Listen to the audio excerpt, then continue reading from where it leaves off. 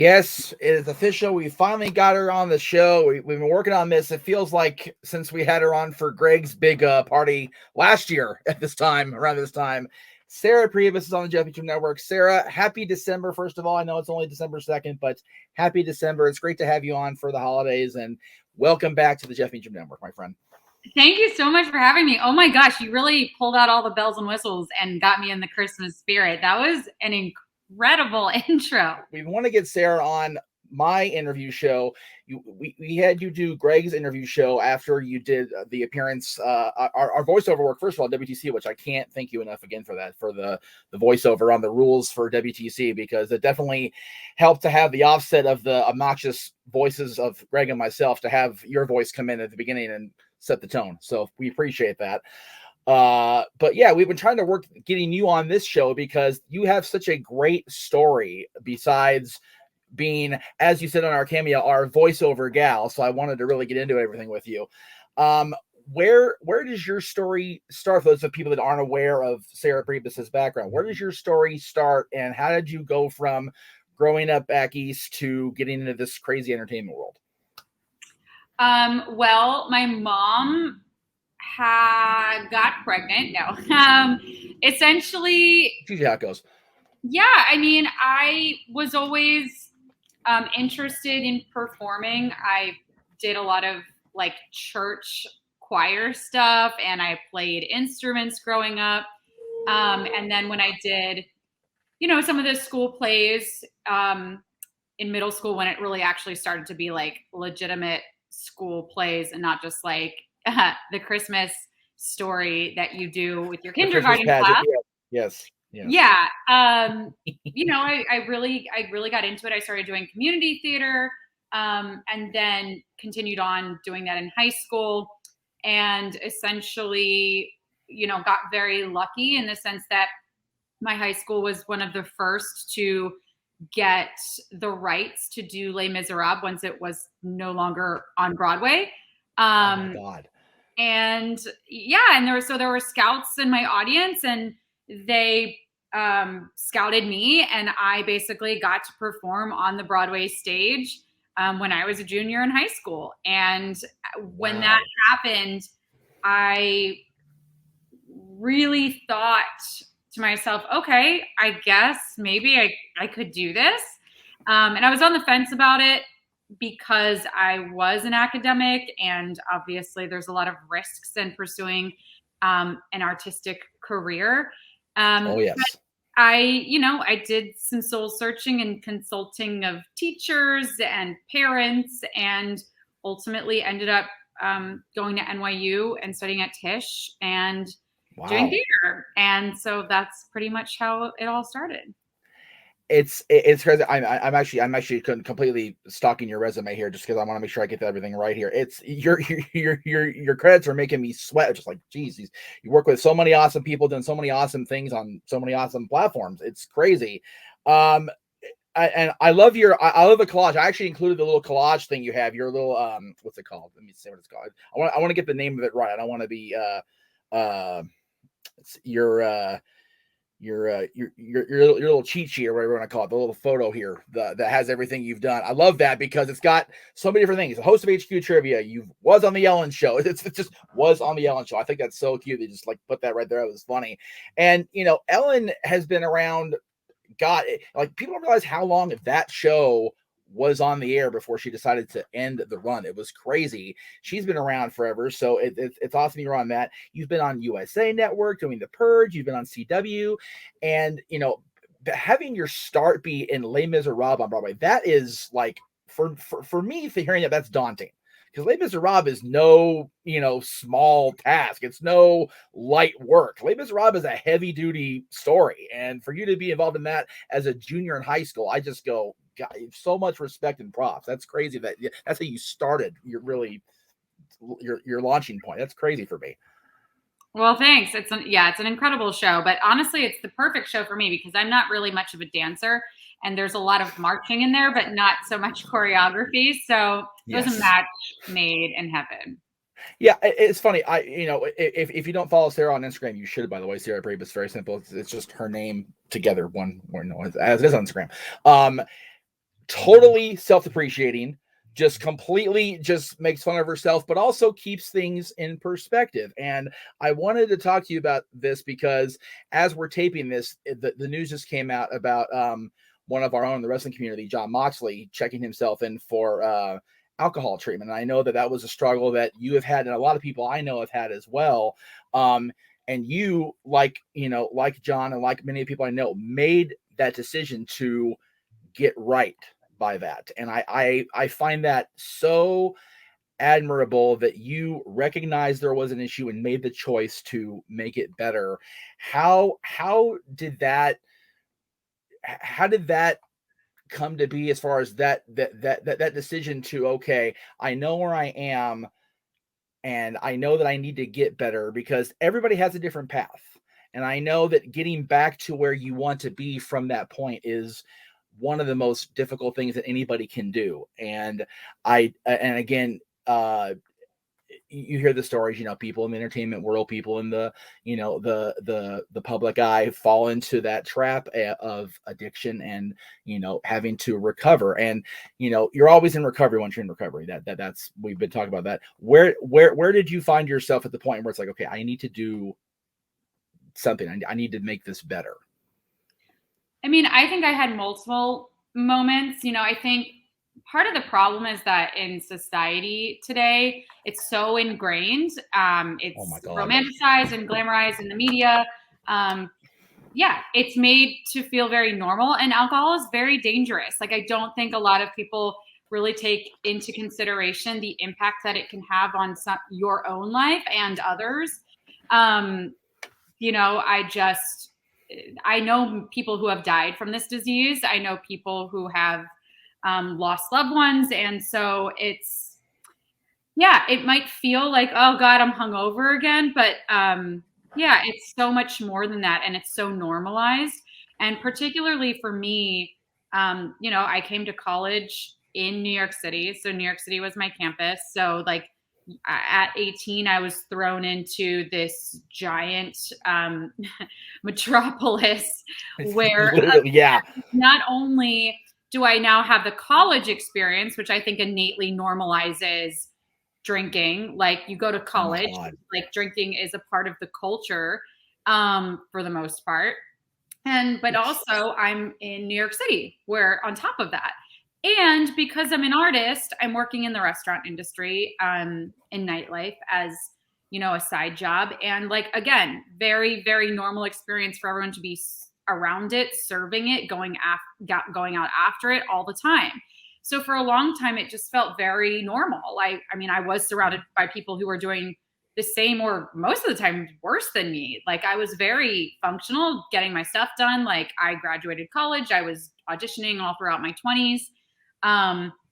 And so it didn't even really feel like it was something that I needed to quote unquote fix or take care of until, I don't know, I guess there were just like moments where I just was sinking into a lot of depression and anxiety, and just feeling that I wasn't living my fullest potential, because a lot of my thoughts were around, I was planning my schedule around alcohol. So like, oh, when am I going to finish work so I like can reward myself by going out with people? Or when am I going to go, and it just, instead of using that time to, I don't know, either have quality time with loved ones, right? Because I don't want to say to work or get to where I want to be. Like, there's multiple ways you can be spending my time, but it was always around like this social drinking experience. And so, and then, I had those thoughts of like, okay, I'm not really that happy. Like, I kind of feel like I'm not enjoying this anymore. But like, there were definitely multiple moments where, like, I don't want to say that I was like totally functional. Like, there were definitely moments where like, I definitely got fired from a job once. That was, that was not enough to make me realize I had a problem. But like, I had started a new bar job. I literally got so wasted in the first like hour on my first day at work behind the bar that they sent me home and were like, don't come back. So like, that was definitely a moment. Like, there were other moments where I was like, what am I doing? Like, Right. really pushing the limits of my relationship and what my partner could handle, because Mm. we were social together, so it wasn't like he didn't drink or anything, but it was like I was always doing more. Right. And then like would continue it past the point of when he wanted to stop, or like when would make sense to stop, like when the sun was coming up, or so there were definitely things like that, or like he could just go out one night and then the next day nurse a hangover, and like go to work and whatever. And I would be like, oh, hair of the dog. It turned, there were moments like that where it just started to feel like, okay. Right. Plus my dad is sober. He had gotten sober 5 years before me. So alcoholism does run in my family. And Oh yeah. That is killer. And I'm not trying to tell it out of class here, because my family doesn't watch my stuff because that's their choice and they have better things to do than watch me talk. They let me talk at home as it is. But the struggle is there all the time. We are not a sober. We haven't chosen to stay sober, but it's very easy to fall into old habits. And I'm sure going through recovery every day. And now how and again, some people feel the temptation the rest of their lives. Some people stop and just never even consider it again. I have a friend who was on the Jericho cruise with me, and he spent his 20s and early 30s, just getting through each night, trying to figure out how many times he was gonna stumble back to the room and get up the next day and do the work thing. And he hadn't partied like that in years, and I mean like decades, years. And we're on the cruise together, and I ended up putting him to bed, which I haven't done ever in our yeah, relationship. So it was weird. like I like to say it started as fun, then it became fun with problems, and then it was like mostly problems. And so it's like, yes, I guess at the end of the day, like if your drinking is causing you to feel shame, guilt, if you're like, I don't know what I did last night, or like, I don't like the way I behaved when I was drinking, then like take a look at it. Like every person's journey is their own. And like, if it's not making you happy in some way, then like ask yourself why. Be curious about it. You don't have to judge yourself for it, but see, is this something that can make a difference? And that's a great way to look at anything. I think it was one of your posts recently. If your job is not making you happy, if your partnership is not making you happy, if anything in your life is not making you happy, why are you keeping it in your life? Mm-hmm. Why are you making that a conscious part of your daily existence? If it's not making you happy, or not, getting you on the path to being happy again after it, why is it a thing in your brain space? And again, that's easy for us to say sitting here right now talking on screen together, but it is a constant decision making in the back of your head, going, okay, this is not working out, yet I'm still perpetuating the habit. Why is that a thing? And it's such a difficult thing. You mentioned it was mostly during your 20s. I jokingly talk about working with my friend's band during my 20s out on the Sunset Strip here in LA, and getting paid in Captain Cokes and 20s, because that's what we did. It's like, we're okay, throw the drink back, we're good to go, the merchandise is sold, I can party now. And I got myself tucked into bed more than once after the shows. So it's very much the culture, like you said. And that was only 15 years ago. So society has not completely upgraded itself on that respect, but it's definitely more, people are more aware now of how dangerous alcohol is. And like you said, it's been a part of our culture for so long. We had it banned in this country 100 years ago, and it was such a, oh my god, you can't possibly do that it was repealed a couple years later. And people don't look at it like they look at the other controlled substances that the government regulates. Exactly. Like, and it's terrible. And I 100% agree that it needs to be. And I think there's definitely a society issue, but I don't want to focus on the negative the entire hour we're on the air. No, but I mean, it's crazy because I don't know if you heard the story recently too. The receiver Henry Ruggs from the Las Vegas Raiders, like he indulged too much, and literally killed a woman. He's a young guy. He just ruined his entire, like, not only is he going to feel, I can't even imagine how he's going to feel about this. Like, that's just a lot for a person to have to live with. But like, he's actually ruined his entire career at like 21, 22, something crazy. And he's sure he didn't consider the fact that he had a problem. Like, it's just stuff like that. It's wild. No, and we as people out of our 20s, into our 30s, and I'm almost 40 now, God help me. We talk about, oh, they're just a baby, they don't get it. It's like, yeah, but he's 21, 22 years old, and his career is over. He has to find something else to do the rest of his life now, because he made that, because that subconscious choice was made. I want to ask you how the trivia thing came about, because that's how you got sucked into Greg and Mai's crazy world, and God bless you for being involved with us the last couple of years. Where did the evolution go from actress and being on Broadway and doing the starving performer thing and working in bars and everything, to being an HQ trivia host, and then now you're on that new, I had it right here in front of me. I just had it a second ago. There it is, display. God, the brain just would not process that word. So where we go from A to B?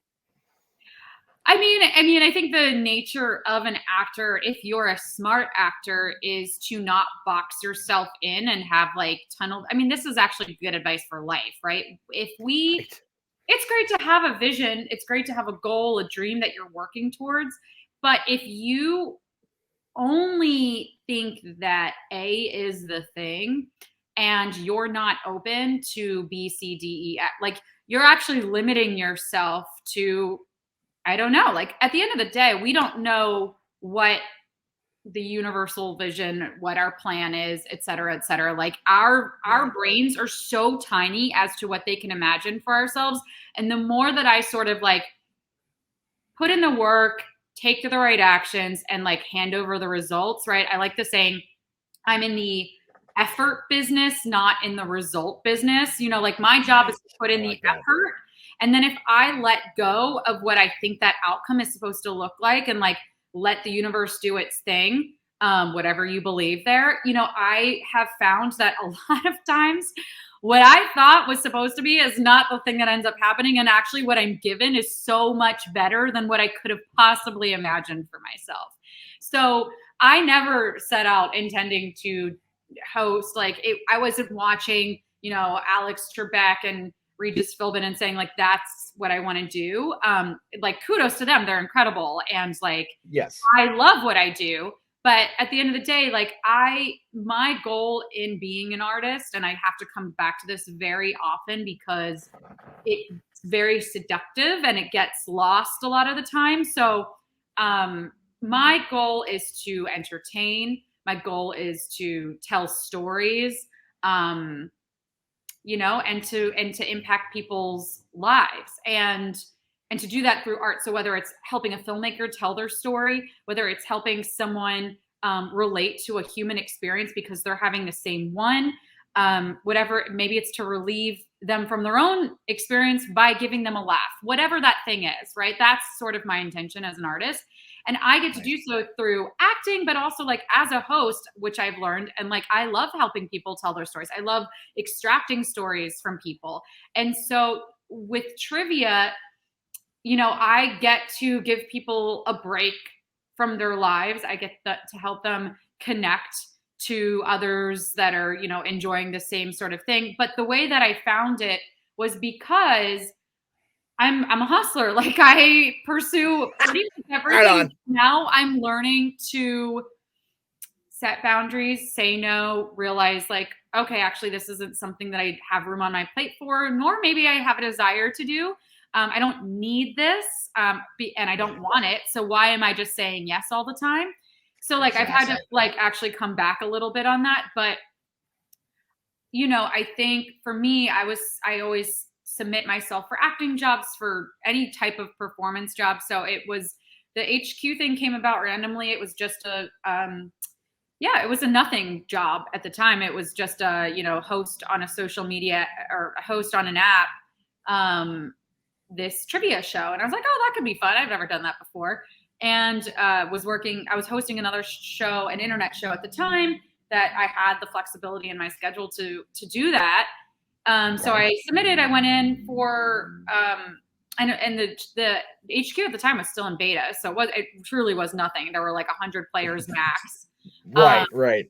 And I had just hosted like a test game, and then they kept inviting me to come back, and that's sort of how that happened. And then, I think now people are like, oh, that's the girl from HQ, so we can get her to do a trivia thing because she has brand recognition that way. So I sort of, I did a game show for Walmart because of that. And then when I started working for Display, it wasn't originally, there was no trivia component. It was sort of me interviewing content creators on the app. And as they started to, brainstorm ways to get people excited to be on the app, ways to get people to come in, they're like, oh, let's host some trivia and like give away some money and see if that draws in a new crowd. And so we've sort of paired the two together. So now I'm doing, I'm still talking about content creation and the app in that talk show sort of format. But in addition, we do the trivia show as well. Yeah, I watch your stuff. It's all Greg Cherry's fault. I blame him for the entire hour you're on and everything we do with you.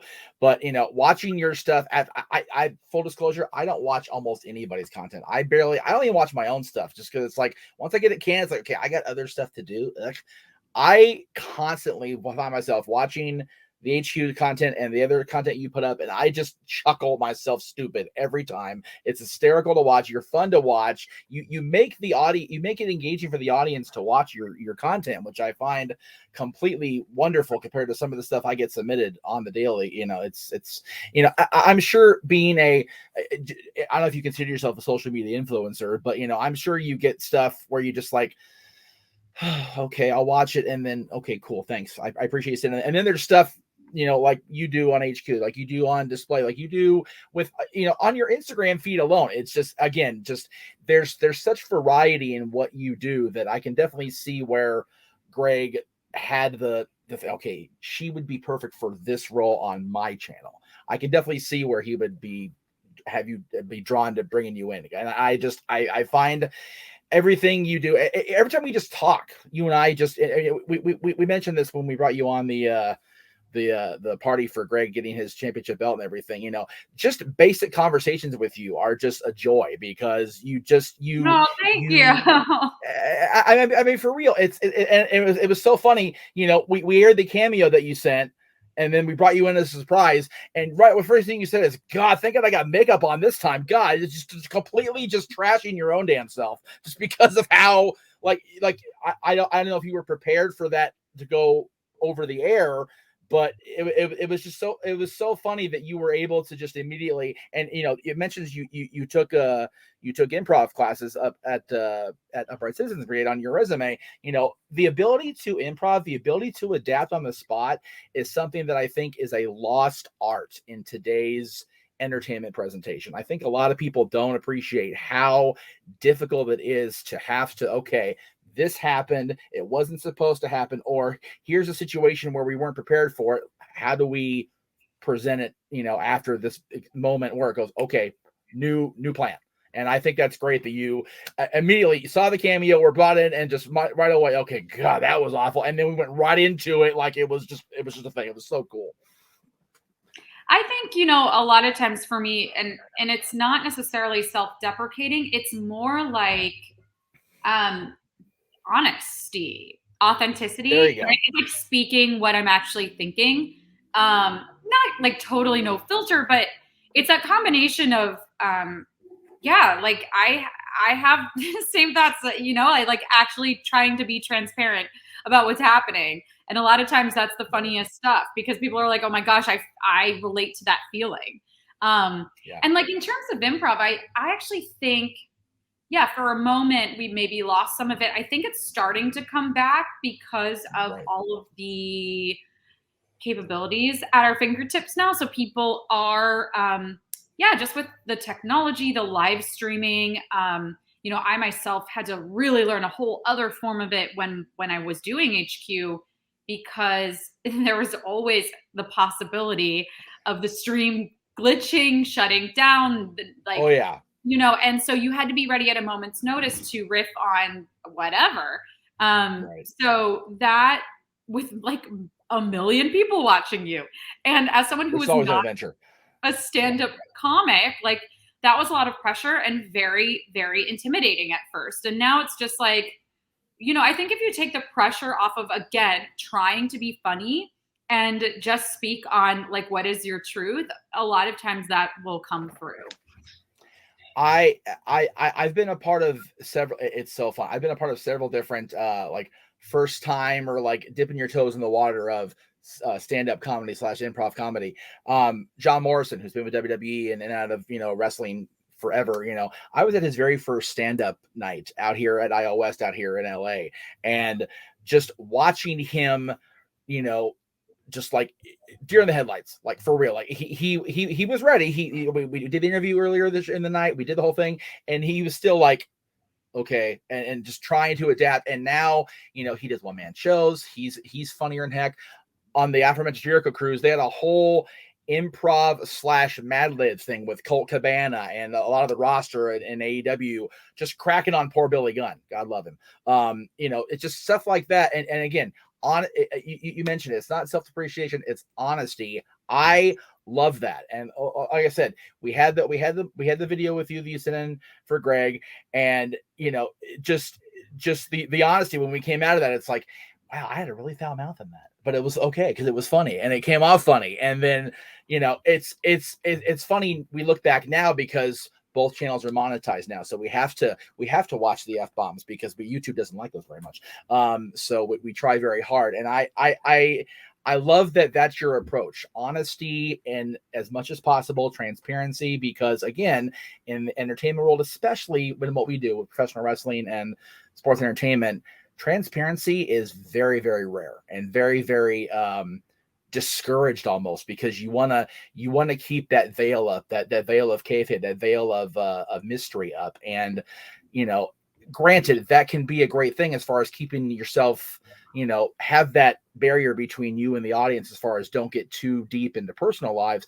But at the same time, if you're not transparent, honest with your audience, you're not going to connect with them. And I think that they're not going to definitely connect.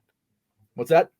There's no level of trust either. No, zero. And again, in wrestling, trust from your audience is a double-edged sword. Yes, you want the audience to trust you enough to come back every week, and watch 6-7 hours of programming a week, on television. But at the same time, wrestlers want to be the magicians. They want to keep their secrets. They want to not have everything fully disclosed. It's a very fine line to walk. Whereas, something that you do, it's funny.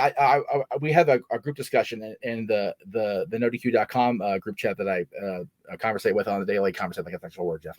A lot of us don't use our first and last name. I've been Jeff Meacham since I was born back in '83. I've been Jeff Meacham since I went on the air 19 years ago last month. So, what you see is what you get from me. Some people go, well, aren't you worried about, your family or whatever? It's like, you know what? I don't consider myself an open book, but I also don't need to, have some sort of weird, secret identity. I'm not, Clark Kent with glasses on, Superman, that's not what it is. It's just a matter of, having the transparency and the honesty, but keeping that, okay, making the people aware of, okay, here's the line. I'm gonna let you get close to the line, but I'm not gonna let you cross it. And I'm sure, and again, it's cliche, but I know for people, for female entertainers, that line gets pushed way too often. I think that's terrible. We have a guest. Did you hear us talking? Did you want to come on? Oh my goodness. Hi. Yeah, that's why I keep big dogs. I can make sure I keep her out of the shot. She's actually in here looking at me like, who are you talking to? There's nobody here. What are you doing? Pets are the best. Pets are the best. Yeah, so you're obviously a cat owner. Are you primarily a cat person or a dog person? I like both. I just don't have time for a dog. Girl. Yeah, I would be both if the cat allergy thing wasn't a bitch. Oh my God, exactly. It's terrible. And no, that's totally fair. Yeah, and it sucks because but before the allergy was a thing, I grew up, being around cats, loving cats, and actually when I first started working with Aaron, deeply and being at his house, almost every day and living with people that had cats after that, the allergy, like, I don't know if it like went away, my body adapted to it or whatever. And now it's worse than ever. Like I moved out of that apartment and moved away from, Aaron working with him full time. Oh my God, I can't be around a cat for more than 30 seconds. The Benadryl, for the love of God. So it's terrible. But yeah, it's just a cliche mode. Are you a cat person, dog person? I love that you're both because very few people are both. I noticed that. No, I love dogs. I would have a dog. I still probably will at some point get a dog, but not right. My lifestyle does not make sense for it. Oh my goodness. No. Dogs need people around. If a dog is left alone too long, they freak. Cats are like, whatever, go out of town for 2 weeks. I don't give a shit. I know. This cat is very interesting. Sophia is incredible because she's she's a Siberian, and they're very dog-like in their temperament. So she does need attention in that way. And she's quite loving, and she like waits at the door when I come home. She like loves belly rubs and stuff like that. But she doesn't need the care of a dog in the sense that I don't have to walk her several times a day. And right. That. So I live in LA, you live in New York. It's a completely different, frame of mind as far as, having pets, having that thing where, if you have a dog, you have to walk it several times a day. Walking a dog in LA several times a day in the summer is murder. I don't know how it is back in New York as far as weather, as far as climate, as far as traffic and streets or whatever, but it's one of those things where, like I said, you grew up, you were raised in Philadelphia, which, I can look past the Dallas Cowboys fan for the moment. It's okay. But I would be lost back there. I've been to both states. I've been to Pennsylvania a couple times now. I've been through New York on a kind of like passing through. How do you notice being an Eastern girl? Do you notice the differences in coast lifestyles or even across the country? Do you notice that when you go places like, wow, this is way different, or is it just but I think it's like myth? City. Yes, there's definitely East Coast versus West Coast mentality, but I think New York is for 100% its own animal. Like it is. Yeah. It's for busy people, like people who, right. And it's a lot. And I've had most of my friends that from college and, at this point have moved out because it's too much. And they decide like, it's time to do something else. I want to live in the suburbs or I want to go to LA.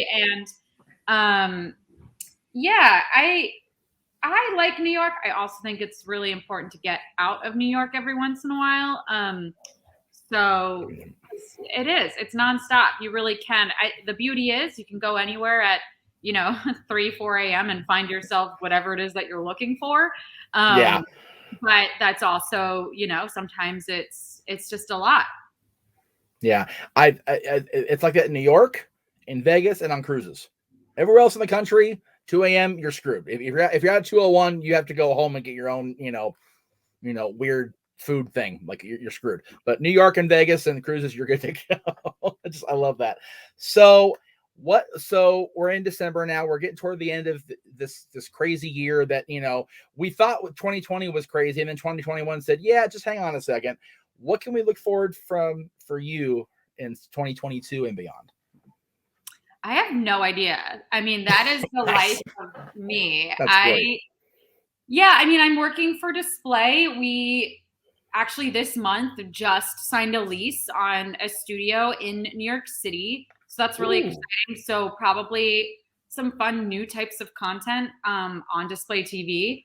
I don't know 100% what that's going to look like yet, but I imagine some man on the street content because our studio space is in Soho. So there's a lot of street foot traffic. Yes. And we'll essentially have a content house and a production studio, which is really, really exciting. That is cool. Yeah, I need to get back on investing in some of my own personal projects. While it's been really, really great to have Display, as my primary sort of job, I do feel, and I've really delved into content creation this year, short form content creation, like Instagram and TikTok. Right. I just came off doing 30 reels in 30 days. I just wanted to challenge myself to see if I could make. Saw that throughout. That was cool. Very cool. And I could, and it was really exciting, and it was really fun. And it was a good exercise for me to find like how to do that in a lesser way, and also just again hand it over, like have fun doing it, and like not worry about what the outcome is, what's attached to it. But now that I feel like I have worked hard on my social media feeds again, and working for display, I think it's time to go back to some of my longer term projects. So, projects that I have a scripted show that I really want to shoot and sell, and same with an unscripted talk show concept. So trying to get back into some of those things. I'm collaborating with a female actress, writer, director friend of mine, and we're going to be writing a feature. So like some more like big stuff like that is what I hope to do. Nice. Very cool. Well, we definitely look forward to it. Whatever you do, you have at least 2 fans on this coast that are definitely. Oh, actually, Greg's back there, so he's Pennsylvania. But you definitely have 2 fans of the Jeff Meacham Network that'll definitely watch everything you do. Don't forget to check her out, sarahpribis.com. We're going to run a little bumper here at the end of the show to show you where you can find everything related to Sarah Pribis. Again, I thank you very, very much, my dear. We will talk off air in just a second, but tomorrow, right here in this time slot on the Jeff Meacham Network, you can catch our replay of JJ's review of the Christmas documentary, I Am Santa Claus, executive produced by and featuring our buddy Mick Foley. So check it out tomorrow in this time slot, 7 o'clock Eastern, 4 Pacific. For now, I am the Meach. She is Sarah Pribis, and we will see you guys next time right here on the Jeff Meacham Network.